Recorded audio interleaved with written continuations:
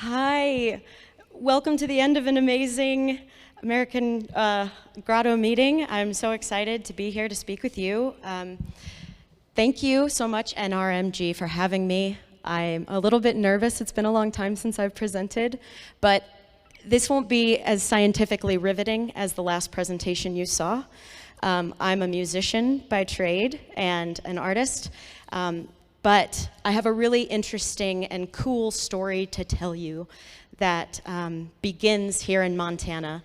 And I actually have to travel to Ecuador also, but I don't want you to feel like you have to stay for this. I know it's been the end of a long, great weekend, so you won't offend me if you sneak out. But please just enlighten me for the next 10 minutes, and I'll tell you this neat little tale, okay? So again, my name's Kaylee. I live here in Helena, and my first NSS convention was in Helena, Montana. I started caving at Wind Cave National Park when I worked as a park ranger there, and I continued to be enamored with the underground wilderness thereafter. I worked at Lewis and Clark Caverns here in Montana as well as a park guide, and have continued to try to engage in these grotto meetings and conventions and any place where I really can connect with other people who have the same sense of adventure for the underground. So it was actually at one of these conventions. It was Cave Camp in October of, Will, maybe you remember, was it 2018 or 2019? Or Demetrius, you were there. Yeah, it's been a while, but I was on a geology walk at Cave Camp in Monarch, Montana, getting to know people, networking, making friends. And on this geology walk, I first hear of Cueva de los Teos, and I'd never heard of this place before. But it's located in the southeastern region of Ecuador in the foothills of the Andes Mountains. And it's located within one of the most biologically diverse places on our planet. Does anybody know about Cueva de los Teos? Teos? I don't even know if I'm saying it right, but I think it's Cueva de los Teos. Cueva de los Teos is Cave of the Oil Birds. Like I said, it's extremely rich in biodiversity. It's over 5 kilometers of underground passageways, and it's home to the rare and extraordinary oil bird. And the oil birds have been drawing people to the cave for a long time. The Shuar tribe is the indigenous group of people in this area, and they have continued to have a connection to this cave because of the oil bird, but also for other spiritual reasons. They have a rich knowledge of the diversity, and they descend into the cave each spring using vine ladders and bamboo torches to collect fledgling oil birds. And then they reduce these birds down to oil. A community that's so dependent on this resource is going to do this practice very sustainably. So they're aware of what they're doing. They've been doing it for a long time. And what I think is really cool is that the bird is an animal of the sky, and the human being is an animal of the land, and the cave is down under. And at this place, all 3 of these realms meet. So it's also been found to have 40 different species of bats, 200 species of butterflies. Actually, it was 100 species of butterflies. Sorry, that's a typo. But 200 species of the beetles. So there's a rich diversity of insects and bats and other things down there. But it also continued to draw people in, because in the 70s, a book was released called The Gold of the Gods.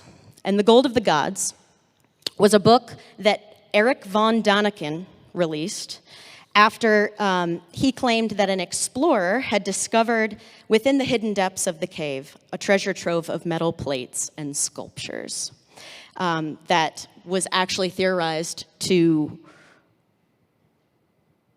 belong to an ancient civilization.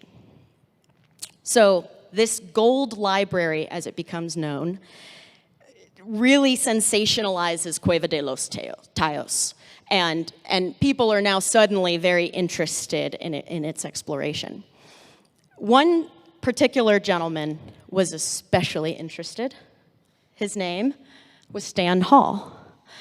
And Stan Hall was a Scottish civil engineer that reads the book and decides to leave the eastern coast of Scotland and to go to Ecuador into this cave and to take with him a serious team of people on an official expedition to record the biological diversity and maybe some treasure along the way. So he takes a team of over 100 people, including Ecuadorian British government officials, joint special forces, researchers, speleologists, and others, to go into the cave to look for the gold library. They don't find the gold library, but they do find a rich treasure trove of nature that they record, and all those bat, butterfly, beetle species are recorded on this trip in 1976. Okay, so far I've been on this hike in Monarch, and I've learned about Cueva de los Teos, and I've gone home and I've read about this expedition, and I'm soon connected with Eileen Hall, who is actually the daughter of Stan Hall. Eileen Hall Munoz is an explorer herself and an artist and creative director. And she decides in 2008, when her father Stanley dies, that she's going to pick up his mantle.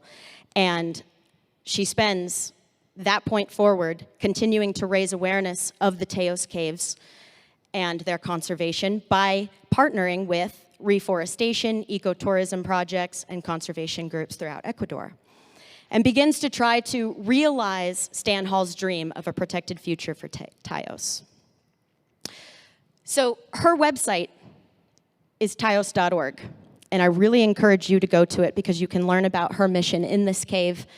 But it's about continuing Stan Hall's curiosity for the golden library. And within this cave, there are many deposits of minerals like gold and within the rock beds.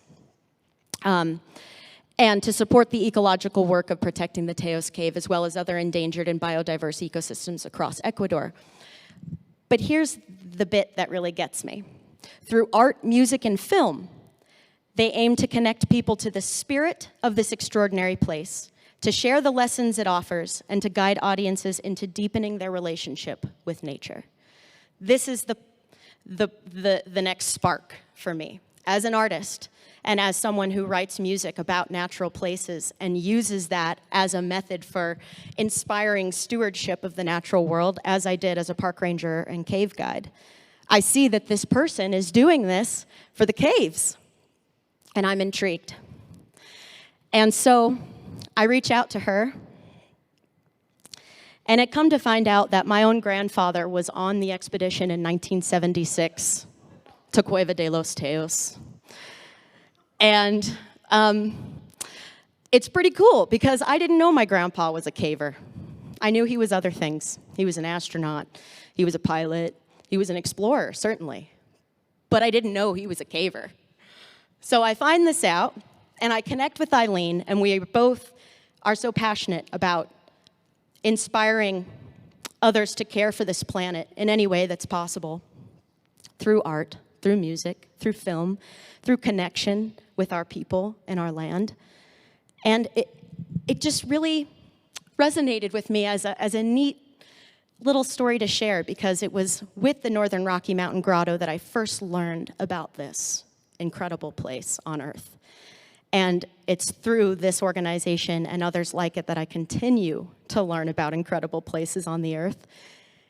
And I think it serves as a neat little example of how conservation of a single cave can inspire an ethos of stewardship for the natural world. And I hope that someday, with members of this grotto or others, I can connect with Eileen and we can go down into that cave together and retrace the footsteps of our ancestors. So, thank you for listening. I appreciate that. And thank you so much to the NRMG for having me.